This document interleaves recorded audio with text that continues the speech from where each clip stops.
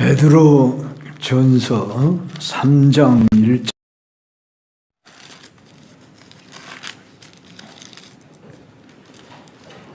한 절씩 교독합니다.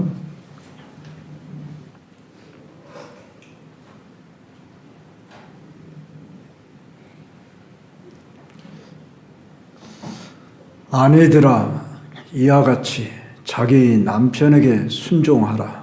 이는 혹 말씀을 순종하지 않는 자라도 말로 말미암지 않고 그 안의 행실로 말미암아 구원을 받게 하려 함이니,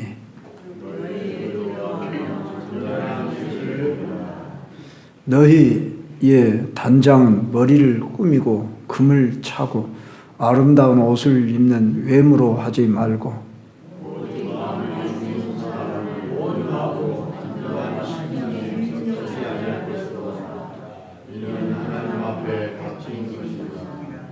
전에 하나님께 소망을 두었던 거룩한 부녀들도 이와 같이 자기 남편에게 순종함으로 자기를 단장하였나니,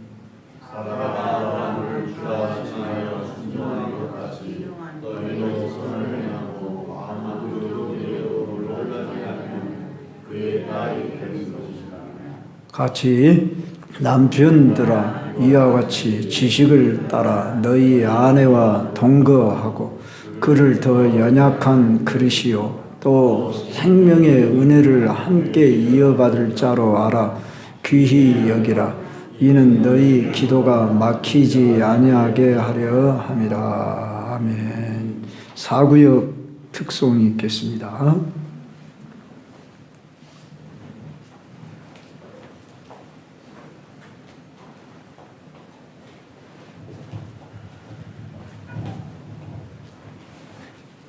한량 동네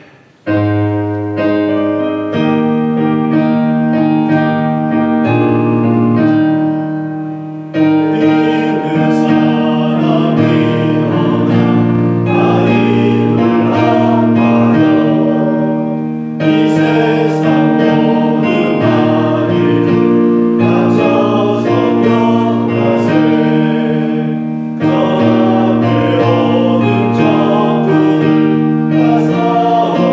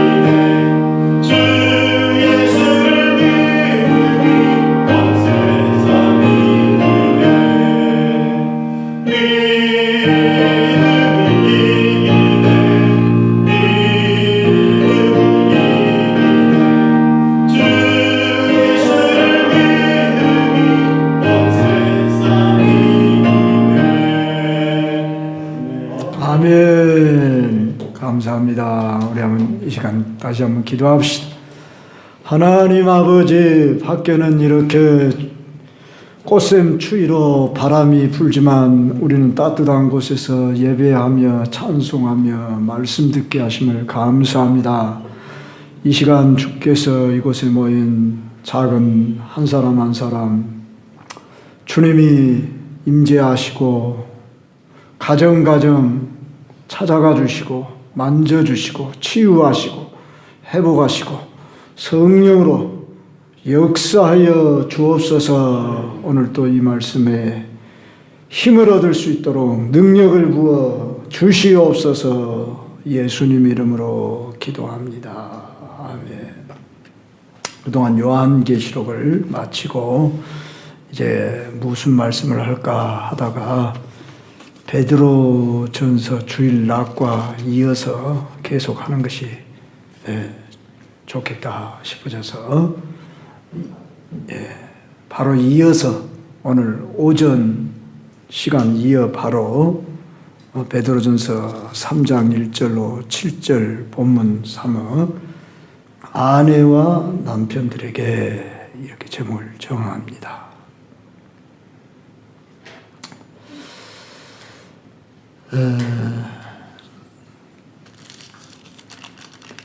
베드로는 세상 속에 살아가는 그리스도인들이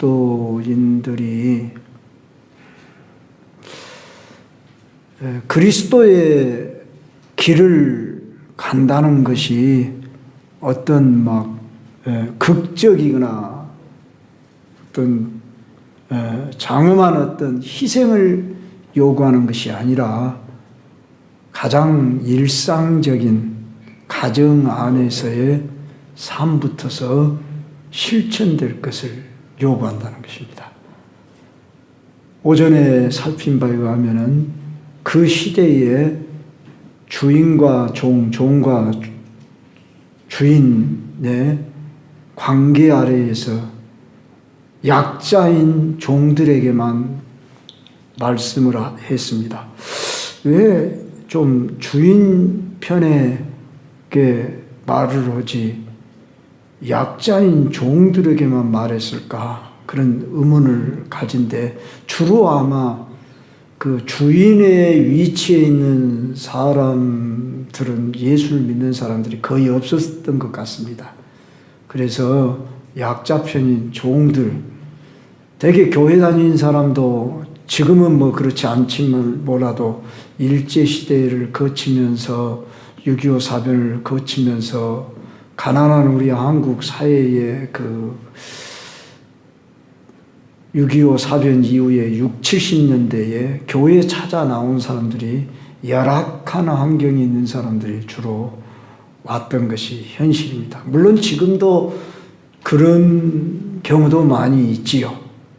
그래서 종들을 향해서 즉 종이면서 너희들은 자유자로서 그리스도인 된 자들에게 그리스도의 본을 따라 그의 자치를 따라오도록 하게 하셨다 하는 그런 말씀을 하고 있고, 오늘 이어서 우리 여성들은 불만을 가질만 하지 않겠는가. 왜냐하면은 에베소서에도 보면 아내들아 그러면서 아내들한테는 그냥 장문의 긴 문장을 쓰고 있고 남편들에게는 딱 한 절밖에 쓰고 있지 않는데, 아니 베드로까지도 또 그래요. 보면은 오늘 보면은 아내들아 그러고는 6절을 거기다가 할애를 하고 남편들아에게는 한 절밖에 할애를 하지 않았어요.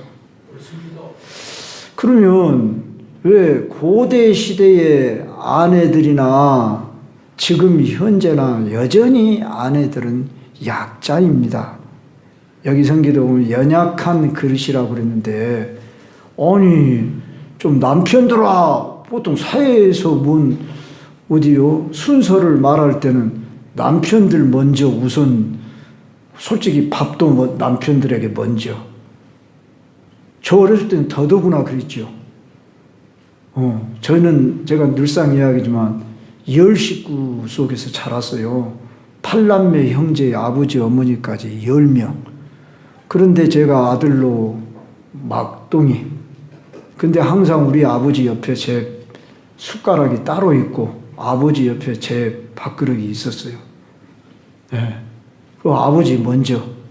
물론 순서는 먼저 숟가락이 함께 딱 차려져 나오니까 뭐 누가 먼저라고 할 수는 없는데 하여간 남자들 우선인 것이 우리 이 한국 유교적인 풍습 아래에서 그러했던 것 같고 그 풍습이 어쩌면 지금도 사회나 가정 안에서 그게 뭐예요?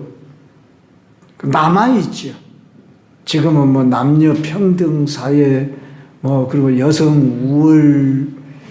우월주의적인 이런 사회 요새는 남성 여성 그런 거 갈라치기 하면 안 된다고 페미니즘 사회라 그래서 여성과 남성이 막 이렇게 성도 이제는 자유롭게 막 선택을 하려고 하고 또 여성이 남성같이 생각하면 나는 남성으로 그렇게 인식을 하고 그러면은 그걸 인정해줘야 한다 그러고 심지어 또 성전환 수술도 하고 막 사회가 성차별이 없는 그런 사회로 점점 흘러가는 이런 문화이기 때문에 어떻게 보면 성경에서 말하는 이런 이야기들은 아주 고리타분한 옛날 시대가 지난 옛 이야기처럼 들려지기가 쉽습니다. 물론 이 성경은 시대적 환경의 배경 아래에서 쓰여졌다 하는 것을 우리는 무시할 수가 없습니다. 그럴 때에 그런데 성경은 우리가 더 나아가서 영감된 책이다. 성령에 영감되어진 것이고 하나님의 창조 질서의 원리 아래에서 이것은 변함이 없는 말씀이다.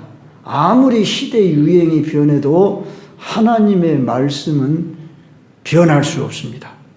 이게 우리는 확실히 믿어져야지 성경도 오늘 이 시대의 환경에 맞춰서 그렇게 해석해야 한다? 그건 있을 수가 없습니다. 성경의 원리를 따라 이 세상을 해석하고 그 원리를 따라 맞춰서 살아야 됩니다. 그 성경을 가서 캐논, 잣대라 그렇게 말합니다. 성경이 표준이고 기준이에요. 그리고 이 세상법은 성경 아래에 있어요.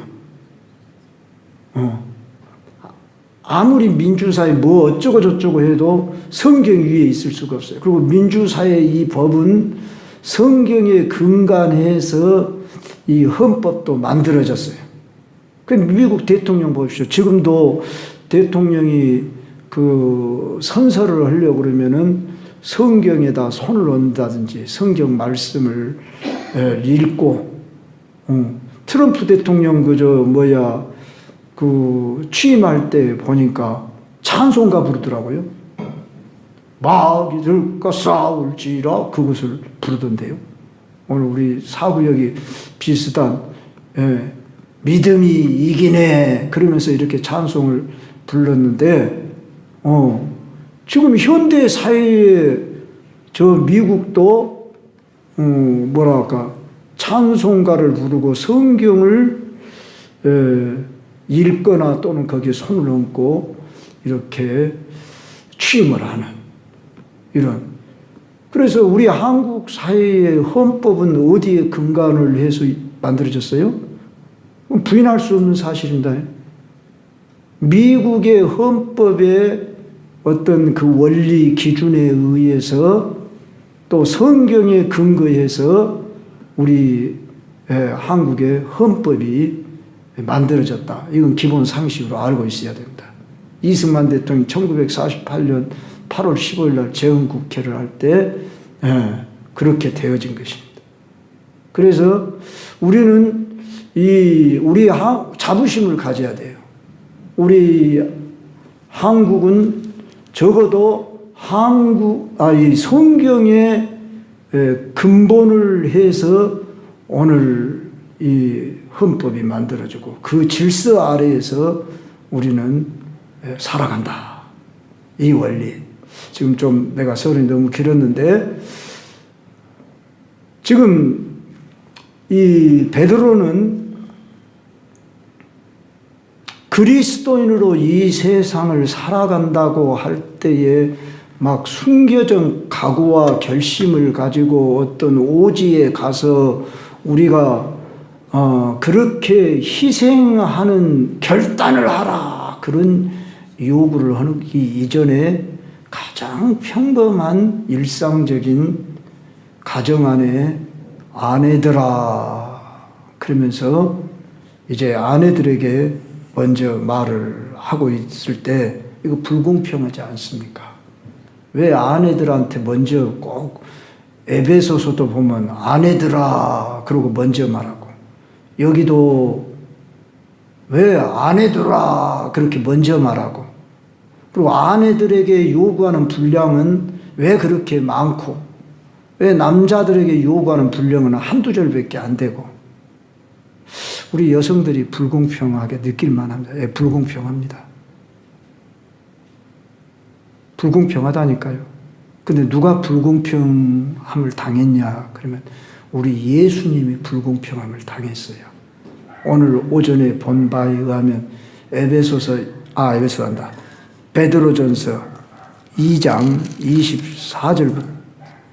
2절부터 24절을 보세요. 그는 죄를 범하지 아니하시고 그 입에 거짓도 없으시고 욕을 당하실 때 맞대 욕하지 아니하시고 고난을 당하실 때 이업하지 아니하시고 오직 공의로 심판하신 이에게 부탁하시며 친히 나무에 달려 그 몸으로 우리 죄를 담당하셨으니 이는 우리로 죄에 대하여 죽고 의에 대하여 살게 하려 하심이라. 자, 여기까지만 보십시오. 우리로 죄에 대하여 죽고 의에 대하여 살게 하려고 우리 주 예수 그리스도께서는 욕을 당하되 맞대어 욕하지 않고 고난당하되 위협하지 않고 오직 공의로 심판하신 에게 부탁하시고 억울하고 참 불의한 가운데 부당한 대우를 받으셨대요. 그리스도의 본을 따라 그 자취를 따라오게 하려고 그렇게 하셨다. 그렇게 말씀하시고 우리 성경은 2장, 3장이 구분되어 있지만 원래 성경이랑 구분이 안 돼 있어요. 절수가. 바로 이어서 아내들아 다른 이야기를 하는 것 같지만 다른 이야기를 한 게 아니고 오늘 오전에 들은 그리스도의 발자취를 따라오려면 아내들이여 그러면서 지금 먼저 이야기를 하고 있다고요. 그 시대의 아내들 역시 부당한 대우받고 물론 종 노예의 아내일 수도 있고 평민의 아내들도 있을 것입니다. 그런데 이 아내들이 지금 어떤 상황에 있냐 그러면 여러분 자세히 봐요. 성경을. 자 3장 1절 봐봐요. 이와 같이 그랬어요. 이와 같이란 무슨 말씀이야? 앞에서와 같이 그런 말이죠. 앞에 문장에서 어떤 내용이었어요? 부당한 대우를 받아도 참고 그 뒤를 따르는 이런 사람들 전에는 길 잃은 양과 같았는데 이제는 너희 영혼의 목자와 감독 되신 에게 돌아온 자들 그들로서 너희들 이제 그 그리스도의 발자취를 따르는 사람들처럼 이와 같이 아내들아 자기 남편에게 순종하라 이렇게 말하고 있다고요. 그러면 이 남편이 어떤 남편이냐면 1절 보니까 이는 혹 말씀을 순종하지 않는 자라도 이렇게 말해요. 말씀에 순종하지 않는 자래요. 불신 남편이다 그 말이에요. 불신 남편일지라도 어떻게 하라고요? 말로 말미암지 않고 그 아내의 행실로 말미암아 구원을 받게 하기 위해서 남편에게 순종해라 그 말이에요. 되게 그 시대에 남편들이 어떤 종교를 가지면 여자는 그대로 순종하여 따라야 했대요. 그런데 아내가 예수님을 믿으면 남편이 안 따르는 남편들이 많았을 것이다 그 말입니다. 지금 안 믿는 남편을 두고 있어. 그런 아내에게 지금 말하는 거예요. 안 믿는 남편, 불신 남편, 얼마나 무지막지하고 부당한 걸 요구하기도 하고 힘들게도 하고 그러는 경우도 있지 않겠냐 그 말이에요. 그런데 그런 남편에게 어떻게 대하라고 하냐면은 말로 말미암지 않고 그 아내의 행실로 말미암아 구원을 받게 하려 합니다. 여성들에게 요구할 때에 아내들에게 요구할 때에 그 행실로 남편에게 본을 보이라. 근데 그 행실이 어떤 행실이라고요? 순복하라 이렇게 말한다고요. 그러니까 안 믿는 남편이 믿는 아내의 심정을 이해하겠습니까? 우리 동양 사회, 우리 한국 사회도 그런 경우들이 다반사인데 그 고대 시대에 노예 종을 두고 있고 여성은 참 멸시하는 그런 시대였습니다. 제가 책을 보니까 고대 철학자 아리스토텔레스가 이런 말을 했습니다. 남성과 여성의 관계에 있어서 남성이 본성적으로 우월하고 여성이 열등하다. 그래서 남성이 지배하는 자이고 여성은 지배받는 자가 된다. 이렇게 가르쳤어요. 우리가 물론 그 시대의 사람이 아니지만은 그 시대의 아리스토텔레스 그러면 지금도 철학계 유명한 사람 아닙니까?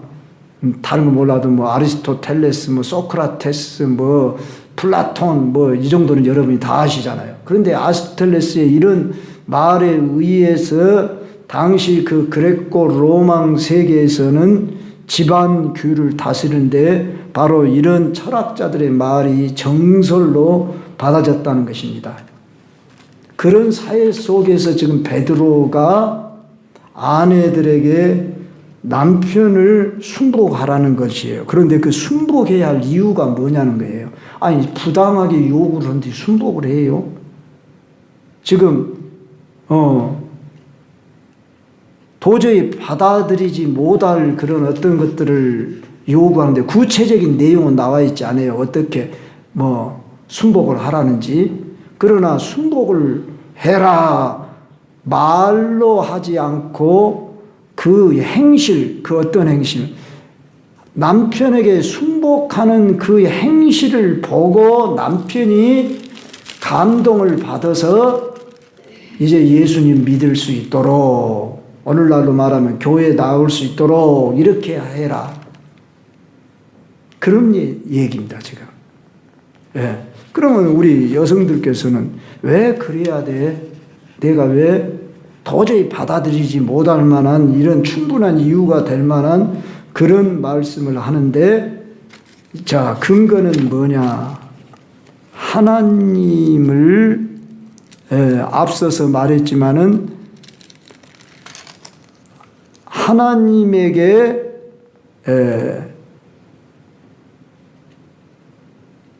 순복하기 위해서, 그러니까 하나님을 위해서, 하나님을 생각하면 그랬지요. 앞에서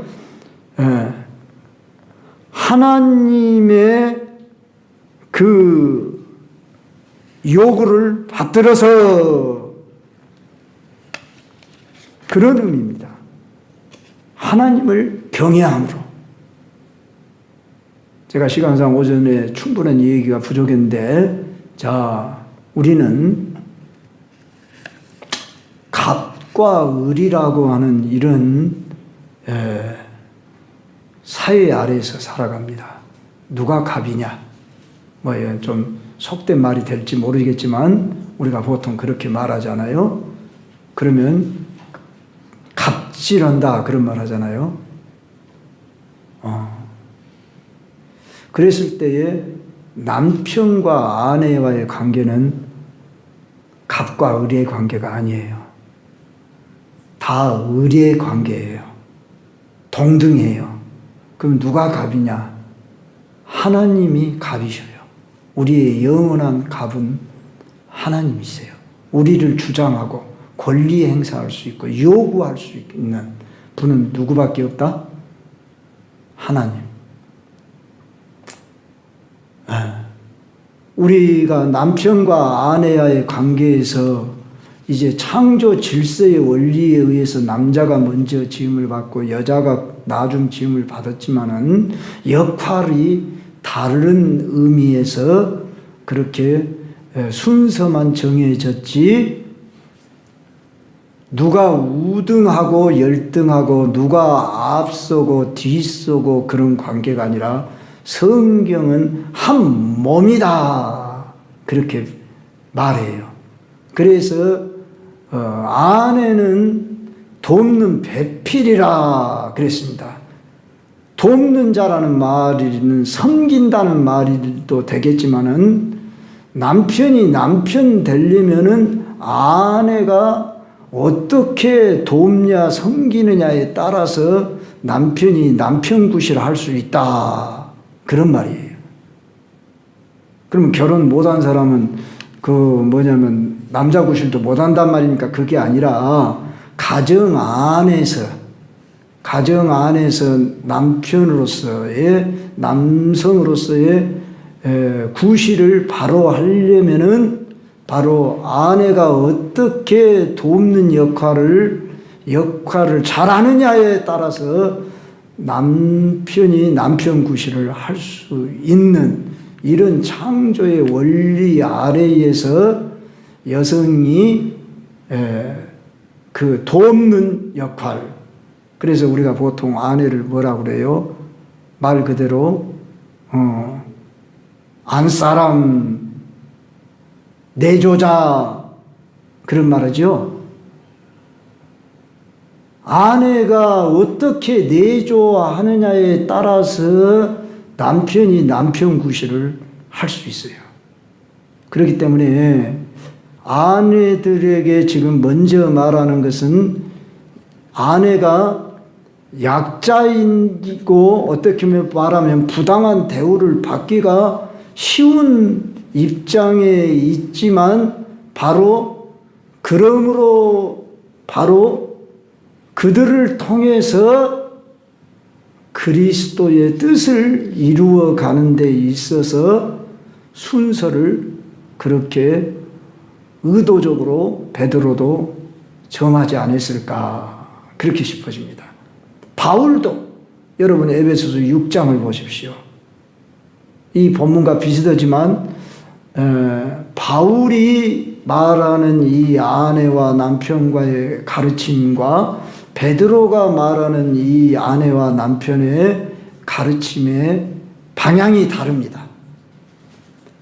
바울은 제가 에베소서 강의할 때 이미 말씀을 드렸었는데 교회와 그리스도와의 관계 속에서 에베소서에는 남편들아 아내들아 이렇게 하면서 아내는 바로 성도의 입장으로 남편은 교회의 입장으로 이렇게 표현을 했는데 오늘 여기 베드로는 그 시대적 환경 상황 속에서 지금 아내들이 당하고 있는 그 형편 속에서 지금 불신 남편들이 대부분인 그런 아내들을 향해서 지금 이 말씀을 하고 있다는 것입니다. 지금도 교회는 여성들이 우리 교회는 뭐 거의 반반일 편이지만 대부분 교회는 3분의 2가 여성이고 3분의 1이 현재 남성인 것이 현실입니다. 그만큼 우리 한국 사회도 그러하거늘 그 고대 시대에도 아무래도 약자 연약한 여성들이 더 교회를 많이 다녔던 것이 사실이었을 것이다. 물론 그 시대는 우리처럼 이렇게 장소적으로 모여 회중 가운데 모여지는 그런 예배를 드리기보다도 어떤 무리를 지은 소수의 가정교회들로 모였을 것이다. 그렇게 보는 것입니다. 그런데 여성들이 훨씬 많았고 또한 사회적으로 열악한 환경에 있는 종의 신분에 있는 사람들이 많았을 것이다. 이렇게 보아집니다. 다시 본론으로 돌아가서 오늘 본문 속에서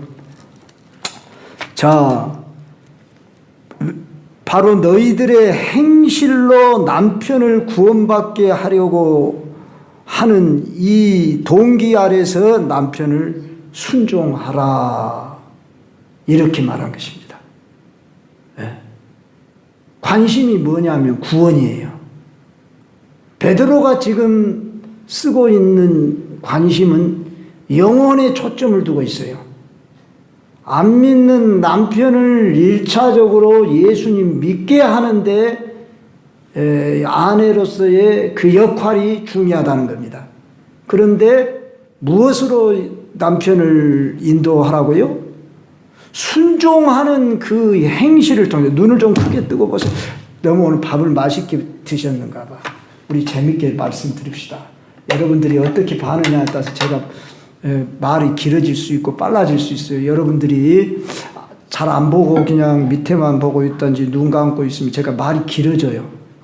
막 설명을 해갖고 여러분을 이해시키려고. 그러나 여러분들이 쫙 보고 동의를 해주면 제가 아무래도 말도 빨라지고 줄여질 수 있어요. 그래서 여러분들이 저를 좀 집중해 주시고 반응을 해 주셔야 돼요. 좀 생기가 좀 나게 좀 눈을 초롱초롱 뜨고 좀 이렇게 좀 볼 수 있고 그래야 저도 신이 나지. 저 혼자 뭐 여기 떠들어 안 들으면 무슨 소용이 있습니까? 자, 여기 좀 웃기도 하시고 자, 봐주세요. 자, 참 무거운 오늘 설교일 수도 있지만 재밌게 들읍시다. 우리가 이건 아내와 남편. 저는 오늘 우리 정진영 집사님 보이프렌드라기 할란가 우리 이제 예비 신랑 되실 현권 성도님 제가 오늘 좀 오후 예배 드리면 어쩔까요? 그랬더니 예, 드리죠. 그렇게. 왜? 아내들에게, 남편들에게 오늘 말씀을 전하는데 앞으로 이제 가정을 이룰 이런 예비 신랑 신부된 분인데 복받은 사람들이에요. 참 저는 이런 말을 못 들어봤어요. 31살에 결혼을 했는데 가정이 뭔지도 이제 물론 전혀 모르는 거야. 신학생 때인데 그냥 어떤 그 의무감과 열정으로 결혼을 했지요. 목사 되기 위해서는 그때 당시는 결혼을 안 하면 목사 안수를 안 줍니다. 이게 신학교 졸업 때가 되니까 이제 결혼을 해야겠다. 그런 생각이 딱 들어지더라고요. 어떻게 그런 용기가 나는가 모르겠어요. 아무것도 준비도 안 됐어요. 제 안에 적이 있지만은 진짜 죄송한 표현으로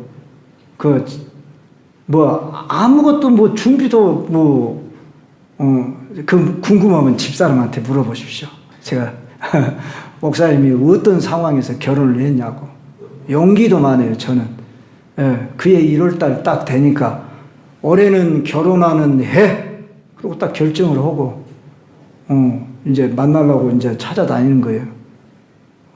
근데 제 아내는 찾아다녀서 만난 게 아니고 안 만나려고 근데 그냥 중매를 해가지고 그냥 만났는데 하나님이 이렇게 결혼을 하게 해서 가정을 이루는데 자신감이 충만하죠. 제 자신이 충분히 가정 다 할 수 있는 아무것도 준비도 안 됐는데 방도 아내가 준비하고 내가 한 거 아무것도 없어요. 더 듣고 싶으면 아내한테 들으라고 그랬어요. 그래서 이제 결혼을 했는데, 자, 겁없이 가정을 이루어서 살아가는데 자충우돌하면서, 목사 가정이라고 다툼이 없겠습니까? 다툼도 있었고, 참 시행착오를 많이 겪었어요. 그런데 이제 중년을 거쳐서, 뭐, 저는 노년이라고 생각 안 합니다만은, 노령 인구에 이제 들어가니까, 연령에 들어가니까, 노년에 이제 속하는 나이가 됐습니다만, 지금도 마음은 저는 청년과 같은 마음입니다. 그런데 이제 조금 철이 들은 것 같아요. 철이 들은 것 같고, 성경에 비추어, 말씀에 비추어, 가정이 뭔가, 남편이 뭐고, 아내가 뭔가, 그걸 조금은 알 것 같아요. 그래서, 물론 지식으로 제가 전하는 것도 있지만, 제 안에서 실제 되어서 여러분들에게 전하면서 말씀을 드리는데, 아내들은 참 대단하신 분들입니다. 우리 한국의 여성들은 유교적인 풍습 아래에서 지금도 그것이 사회의 은연중에 깔려 있습니다. 우리 한국 사회는. 조선족 중국보다도 우리 한국이 그런 점에서는 여성들을 대하는 그 태도가, 그 잘못된 정서가 우리 한국에 있지요. 그것을 우리는 아주 그냥 양반 사회에 아주 당연한 것처럼 여기는데, 이 고대 시대에는 어떠했겠습니까? 정말로 여성들은 많은 경우에 불공정한 대우를 받았을 것입니다. 그런데 이 여성들을 향해서 또 남편들에게 순종하라, 그러면서 너희의 두려워하며 정결한 행실로 그 행실의 본을 보이래요. 여기 정결한 행실이라는 단어가 나옵니다. 네. 이 정결한 형실이란 뭘까요? 하나님 앞에서 아내가 남편을 감동시킬 수 있는 유일한 무기가 있다면은 바로 이 정결한 행실이래요. 그러면 그 정결한 행실이 뭐냐? 그러면 남편을 순종하는 거래요. 우리는 일단 받아들이고 나갑시다.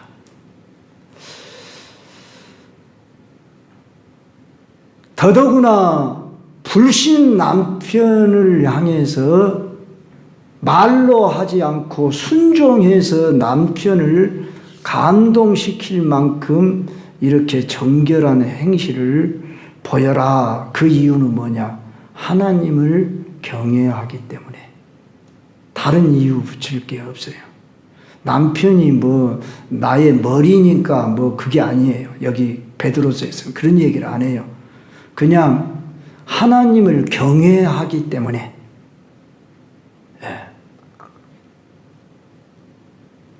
그러면서 뭐라고 말하냐면은 너희의 단장을, 머리를 꾸미고 금을 차고 아름다운 옷을 입는 외모로 하지 말고 그랬어요. 여성들 단장을 안 하면 안 되죠. 그 단장을 하지 말라는 게 아니라 우선시해야 할 것을 말하는 거죠. 마땅히 여성들은 외모를 꾸미시고 단장을 하시고 하십시오. 그러나 그것 이전에 먼저 할 것이 뭐냐 그러면은 정결한 행실, 순종하는 일을 하는데, 그 근거를 오직 마음에 숨은 사람을 온유하고 안정한 심령으로, 그렇게 말해요. 여기 숨은 사람이란 말은 쉽게 표현하면 속 사람이라는 뜻이에요. 성령으로 말미암아 이제 변화된 속 사람의 온유함과 안정된 심령. 전의 성경에는 화평이라고 하는데 온유하고 화평한 것으로 하라. 자, 온유. 지금 남편이 거칠게 대한다든지 무례하게 행동한다든지 안 믿는 남편이니까 아무래도 술도 드실 수도 있고 담배도 피고 뭐 참 도저히 못마땅한 일들을 할 수가 있지 않겠어요? 우리 교회 성도들은 거의 뭐 안 믿는 저 남편도 아내들이 없는 것 같습니다. 거의 다 그래도 나오는 것 같습니다. 그런데 자, 안 믿는 남편을 둔 이 믿음의 사람이 신앙생활을 해 나간다는 것은 얼마나 고충이 되겠습니까? 제가 그 예를 얼마 전에 여러분들에게 들었어요. 다른 교회 예인데 저 아무개 이 오치동에 있는 교회의 권사님이란 분은 미용사인데 자그마치 남편을 전도하려고 그 남편의 신발을 새벽기도 때 가방에 넣어가지고 와서 8년인가 그렇게 남편 신발을 가방에 넣어가지고 다니고 그래서 이제 겨우 남편이 이제 교회를 나왔는데도 믿음이 안 들어가서 세상 친구 좋아하고 기아 자동차가 다니는 남편, 제가 그 남편도 만났어요. 우연히 산에서 내려오다가 만났어요. 그런데 그분이 지금은 안수 집사님이 됐어요.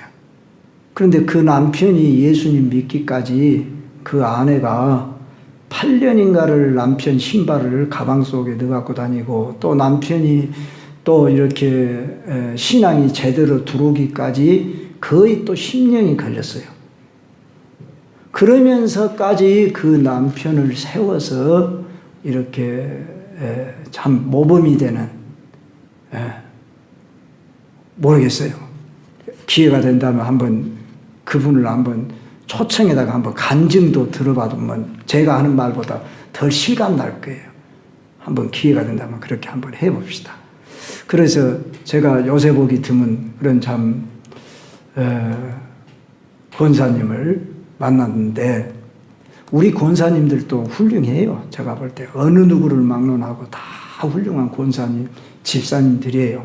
그분들 못지않게 우리 권사님, 집사님들 장점도 많지만 자, 이런 열악한 정말 환경 속에서 심지어 어떤 분들은 막 얻어 맞으면서도 교회를 나오고 신앙을 지킨 이런 예를 종종 들어보곤 알고 있습니다. 자, 그런 가운데서도 요새 같으면 이혼하지 않고 그 남편을 변화시키고 그래서 이렇게 믿음의 길로 들어오게 해서 성공한 예들을 우리가 어렵지만은 볼 수가 있듯이 자, 성경은 우리에게 그리스도인 가정된 남편의 위치, 아내의 위치는 무엇을 목적으로 해서 가정생활을 해야 하느냐 그러면은 대개 가정생활을 하는 목적이 어디에 있냐 그러면 행복에다 두고 있어요. 그렇죠? 어쩌든지 우리 둘이 알콩달콩하게 재밌게 행복하게 잘 삽시다. 근데 그리스도인들도 그 수준을 벗어나지 못한다고 한다면 그건 그리스도인의 가정이 아니에요. 세상 가정하고 다를 바가 없어요. 우리는 플러스 알파가 있어야 돼요. 그렇잖아요? 우리는 세상 사람들처럼 그 부부가 그냥 알콩달콩 재밌게 행복하게 그저 이렇게 사는 거 그것만이 목적이라고 한다면은 그건 더 근본의 목적을 잃어버린 거예요. 그러면 그리스도인 된 가정의 아내의 역할과 남편의 역할은 뭐냐 그러면은 그리스도의 영광을 위하여 하나님의 영광을 위하여 너희가 먹든지 마시든지 무엇을 하든지 하나님의 우리 가정을 통해서 빛을 드러내는 거예요. 내가 남편으로서의 구실 아내로서의 구실을 잘해서 내가 남편을 남편되게 세워서 이 남편을 정말 하나님의 사람으로 바로 세워드리는 거. 지금 목적을 어디다 두고 있어? 이 안 믿는 남편을 믿게 해서 구원 얻게 하는 것.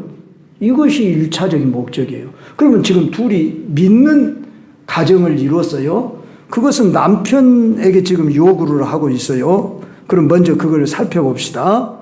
남편들아 이와 같이 지식을 따라 너희 아내와 동거하고 했을 때 여기 남편은 예수님을 믿는 남편을 가리켜요. 그런데 그러기 전에 아직 불신 남편을 둔 아내는 이 남편이 돌아오기까지 온유하고 안정한 심령에 썩지 아니할 것으로 하라. 이는 하나님 앞에 값진 것이라. 그러니까 너와 나는 을이고 값은 누구라고 그랬어요? 하나님이에요. 우리가 항상 그렇게 이해를 하시면 돼요. 남편도 값이 아니고 아내도 값이 아니고 주장하는 자세를 하지 말아야 돼요. 남편도 그러고 아내도 그러고. 우리들이 바라볼 분은 오직 하나님을 바라봐야 돼. 제비 새끼가 애미가 먹이를 가져다 주면 입을 쩍쩍 벌린 것처럼 우리 예수 믿는 남편과 아내는 둘이가 다 하나님을 이렇게 바라봐야 돼. 하나님이 우리 가정에 지금 뭘 요구하신다냐. 여기에 관심을 가져야 돼.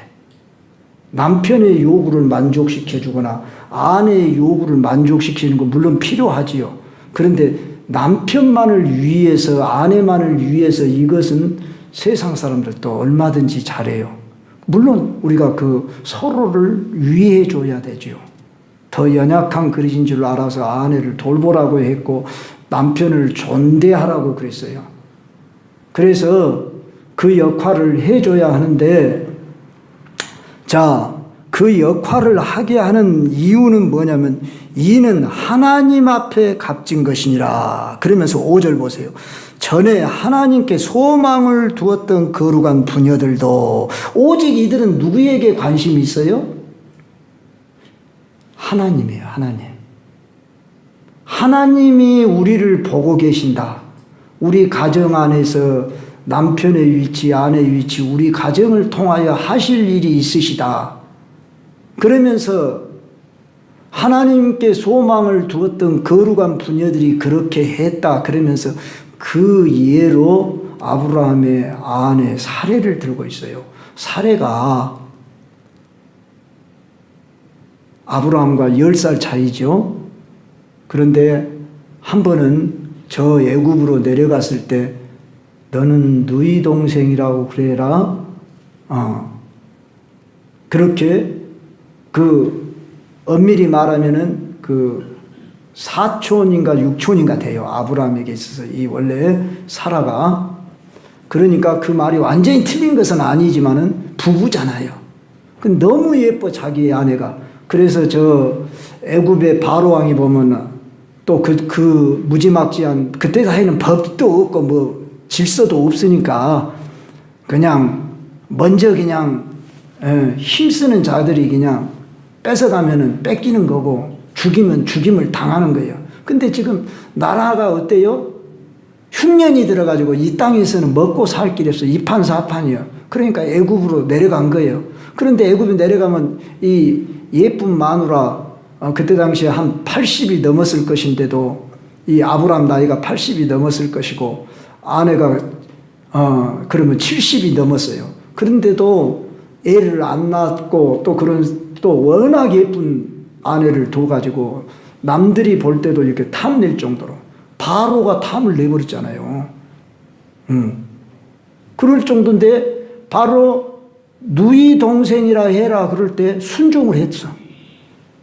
순종을 하고 심지어 바로 왕이 데리고 갔어.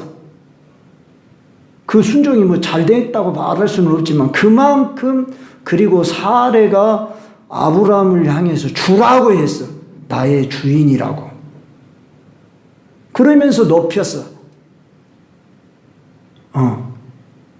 사라가 하갈이라고는 자기 여종을 통해서 아브라함에게 자식을 낳아주라고 강탈을 부리고 하기도 했지만 이만큼 사라와 아브라함의 관계는 그 질서가 있었다. 그래서 남편을 공대하는 이런 위치의 역할을 내조를 잘했다. 이렇게 봐야 하는 거예요. 그래서 이 남편과 아내의 역할 속에서 아내가 남편을 가장 공대한 그 모범 케이스가 누구냐 그러면 아브라함의 아내 사라라는 거예요. 내 남편을 주라. 우리 보통 한국말에 우리 주인 양반 그러잖아요. 많은 경우 우리 그 유교적인 풍습이 성경의 원리도 맞는 면도 있어요. 보통 그러잖아요. 우리 외국서는 그런 말 안 쓰잖아요. 자기 남편을 주인 양반이라고 합니까? 근데 우리 유교적인 풍습 아래에서는 주인 양반 그래요. 근데 성경에서 사례가 남편을 향해서 주라 일컬었다는 거예요. 자, 그만큼 순종하고 선을 행했다 그 말입니다. 그렇게 함으로 인해서 하나님이 인정하겠다고 말했듯이 오늘 아내된 우리 성도 여러분이요, 여러분의 남편이 이 세상에 가장 가까운 이웃입니다. 내 이웃을 내 몸과 같이 사랑하라 했는데 참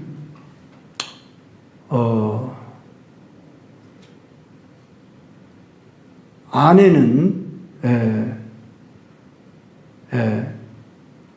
가장 가까운 이웃이야. 내가 이렇게 남편들의 교훈으로 넘어와 버렸는데 사실 이제 남편들 이야기로 넘어갑시다. 그러면 남편들은 아내들 대해서 어떻게 대해야 하는가? 이와 같이 지식을 따라 너희 아내와 동거하고 이렇게 지식을 따라 아내 공부를 해라 그 말이에요. 사실 저를 비롯해서 남편들이 아내 공부를 안 했어요. 그리고 여성이 무언지 잘 몰라요.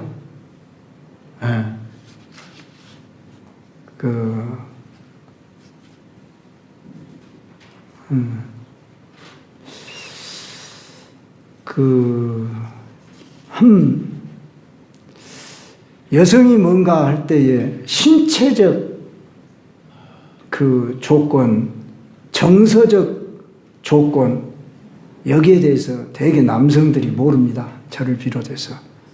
저는 나름대로 그래도 또 나중에나마 상담하고 공부를 하면서 조금 그런 책들도 좀 보고 그랬습니다만은 책으로 이론으로만 알지 우리가 언제 여성이 어떤 그런 구조를 가지고 있고 어떤 정서적 감정을 가지고 있고 그런지 화성에서 온 뭐 그런 책이 있어요. 화성에서 온 남자, 금성에서 온 여자 그런 책이 있어요.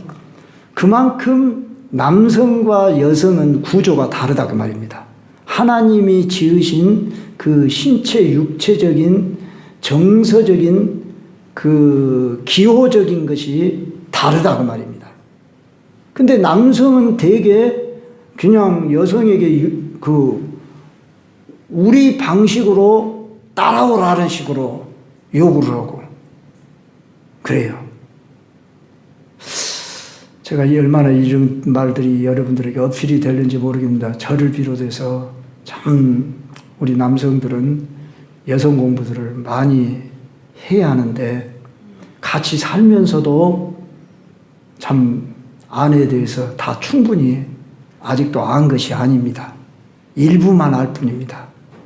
그리고 참 남성들이 남성다워지려면은 여성이 돕지 않고는 정말 남성다운 삶을 살아갈 수가 없어요. 그래서 여성이 얼마나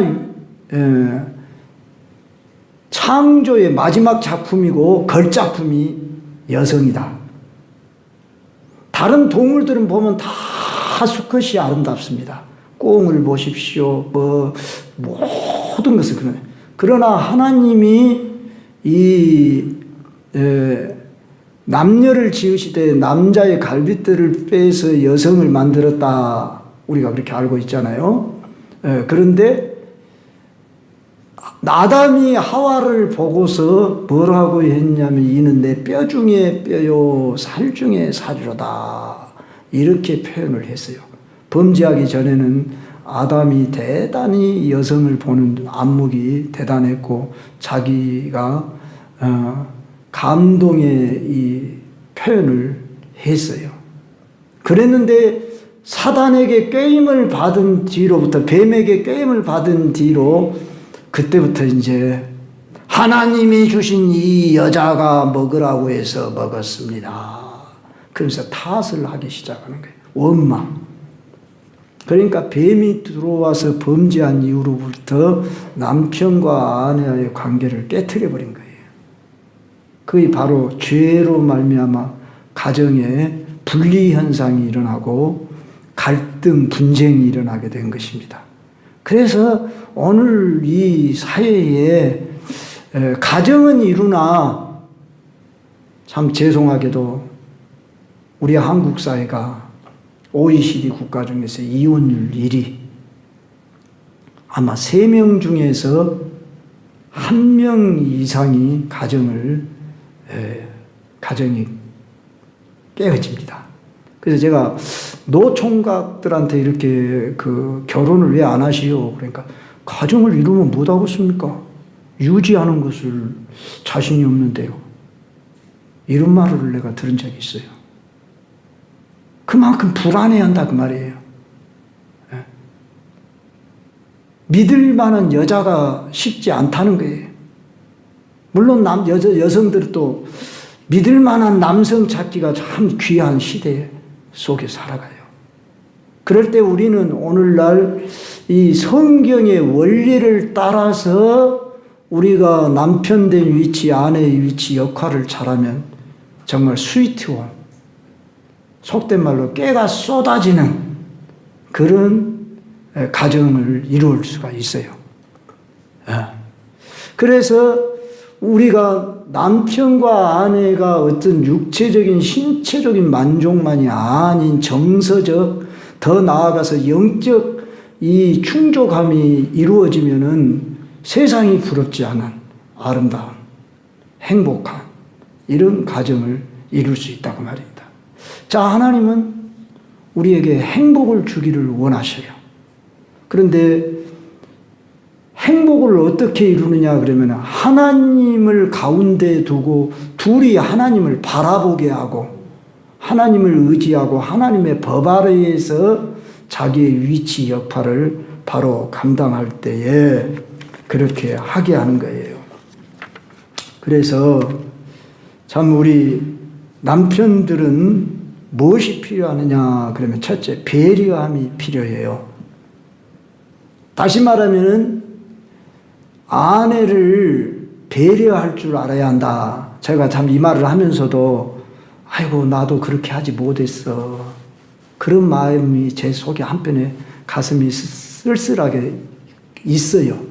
그러니까 제 아내도 있고 딸도 있지만 처음으로 이런 말을 자신 있게 나도 할 만큼 자신 있는 그런 남편이 되지 못한 것이 죄송해요.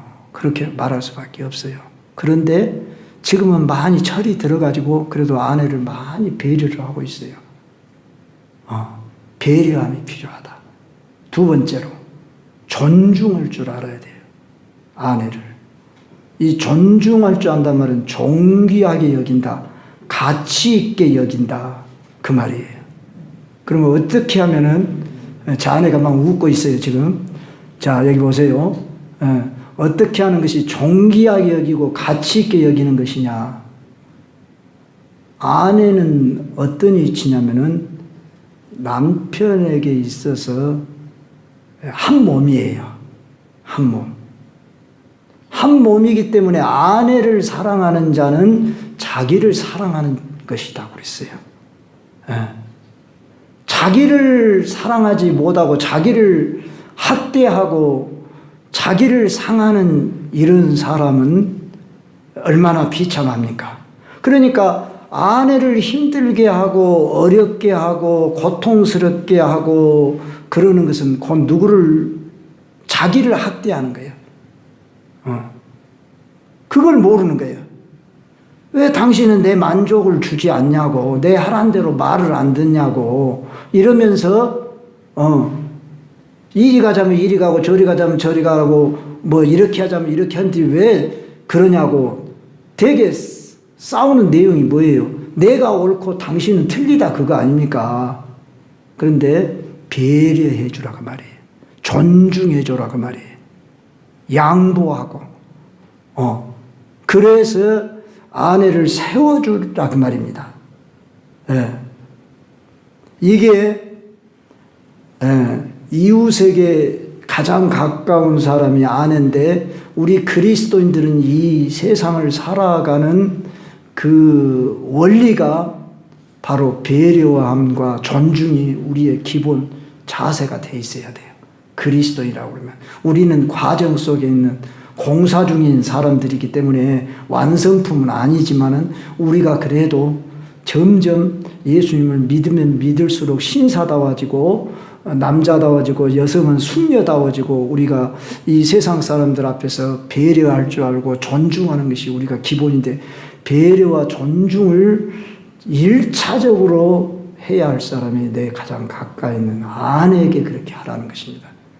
그런데 아내한테는 그렇게 하지 못하면서 친구들한테는 잘하는 그런 사람들이 우리 멋있는 남성인 것처럼 그렇게 그 영화배우 그 누구죠? 그 이혼한 영화배우 그 사람은 신혼여행도 아니 세상에 친구들을 데리고 가갖고 아예 아내하고 신혼여행을 지내야 하는 게 이영아. 그게 그 이혼하잖아요. 그 잘생긴 이영아. 그 아내도 또 얼마나 또 예쁘게 잘생긴 아내 이름이 뭐예요? 응? 선우은수. 이영아가 그랬다 그러잖아요. 아이 세상에 신혼여행을 가갖고 친구들하고 하투 치고 그러고 밤새 가면서 그 놀고 술 좋아하고 그것이 멋있는 거예요. 그게 잘하는 일이에요? 이건 완전히 아무것도 모르는 사람이에요. 기본이 안 된 거예요. 그러잖아요. 그러니 그 선운석이 얼마나 가슴앓이를 했겠어요. 그 끝내 이혼으로 치닫고 말았잖아요. 세상에서는 연예인으로 잘 나가고 멋있고 잘 놀고 그러는지 모르지만 가장 가까이 있는 내 아내를 존귀 여기지 못하고 돌보지 않는 이런 남자는 빵점이에요. 근데 목회자인 제가 좀 그런 성향이 있었던 것 같아요. 저는 아내보다도 성도를 더 먼저 생각하고 기도를 해도 성도를 먼저 기도하고 아내를 위해서는 마지막에 끝털이 요만큼 하기도 하고 아내 부르고 그저 목회자는 목회만 열심히 하면 되는 줄 알고 제 아내나 자식이 보면 알지만은 거의 40년 가까이 목회를 해오는데 항상 좀 그래야 했지 않는가. 그런데 지금은 그렇지는 않아요. 언제부턴가 속을 좀 차렸어요. 그래서 성도들과 약속이 더 중요하고 성도들을 더 먼저 생각하고 그게 잘하는 일인 줄 알았어요. 하나님이 기뻐하시더라고요. 목회도 잘하는 분을 보면은 이 남편과 아내의 관계가 아주 다정다감하고 잘하는 이런 부부가 목회도 잘하더라고. 어떤 목사님은 월요일 날은 딱 떼놓고 아내의 날 그래가지고 지금 제 주변에 그런 목사님이 2분이 계셔요. 근데 월요일만 되면 딱 차에 사모님 태워가지고 바람을 쐬주고 1시간 내지 2시간 되는 거리를 가서 월요일 날은 아무것도 생각나지 않게 하고 쉬어주고 그러고 돌아오는. 나는 그 목사님을 존경해요. 나는 그렇게 해보지를 못했어요. 아니, 화자기도 제 아내가 듣지도 않아요. 듣지도 않지만, 아니, 정말 멋있어요. 그런 목사님들. 그러면서 아내를 그렇게 행복하게 해주고, 즐겁게 해주고, 쉼을 주고, 그럴 때 더 목회가 막 신명나게 잘하고, 자, 이런 모습을 볼 때에 우리들이 속을 차려야 한다. 우리 남성들은. 그래서 아내를 존귀히 여기고 정말 이렇게 해야 되지 않을까. 결코 아내는 남편의 사회생활이나 성공을 위한 수단이 아닙니다. 오늘 여기 보십시오. 마지막 7절에 너희 지식을 따라 너희 아내와 동거하고 그를 더 연약한 그릇이요. 여기 연약한 그릇이라 신체적 정서적으로 그렇게 하나님이 연약하게 만들었다 그 말이에요. 또 생명의 은혜를 함께 이어받을 자로 알아 귀히 여겨라. 생명의 은혜를 함께 이어받을 자란 꼭 자식을 놓을 육체의 생명을 말한다기보다도 영원한 생명을 이어갈 유업을 이을 아내다 그 말입니다. 아내 도움 없이 신앙생활도 제대로 할 수 없다 그 말이에요. 가정 바로 이루지 못하면서 사업 잘 이루었다 자랑할 것이 못 된다 그 말이에요. 그래서 오늘 이 성경 말씀대로만 하면 돼요. 생명의 은혜를 함께 이어받을 자로 알아 귀히 여겨라. 자, 여기까지 하고 마지막으로 이는 너희 기도가 막히지 아니하게 하려니라. 무슨 말이냐? 아내와의 관계가 틀어지면은 하나님도 기도를 안 들으신다 그 말이에요. 아내하고 화해를 하지 못한 상태에서 기도를 하려면 저다가 경험을 해봤어요. 팍팍 내키고 기도가 안 나와요. 우리 그리스도인들 남편들이시여 아내하고 다투고 뭔 일로 불화가 됐는데 기도가 잘 되겠어요? 절대 안 됩니다. 그리고 하나님이 안 들어주셔 그런 기도는. 그러니까 누구하고 불화한 적이 있거든 예물을 여기다 놔두고 가서 화해하고 그 다음에 예물을 드려라 그랬듯이 우선 먼저 가장 가까이 있는 아내와 화목하고 어떻게 했든지.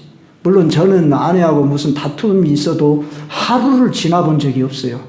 어떤 사람들은 막 일주일 동안 말을 않고 한 달 동안 말을 않고 그런다는데 저희들은 한 하루 정도 말을 안 해본 적은 있어도 이틀을 못 가요. 내가 잘못했네. 항상 내가 그냥 먼저 잘못했네 그렇게 나가버려요 저는. 왜? 제가 답답하니까 견디들 못하니까 설교자로서 말씀을 전해야 되고 기도를 해야겠는데 내 심령이 벌써 팍팍하고 힘든데 어떻게 말씀이 나오겠냐고요. 그래서 그냥 내가 잘했든 잘못했든 내가 잘못했네. 그것이 사는 길이에요. 하여간 좌우지간 남편들은 아내한테 잘못했네 내가 더 잘하면서 말로만 할 게 아니라 실제적으로 그렇게 하면서 아내를 귀히 여기시고 하여간 잘 돌볼 그런 책임감을 가지고 가정생활을 잘 하시면 하나님의 복이 막 쏟아질 것입니다. 할렐루야.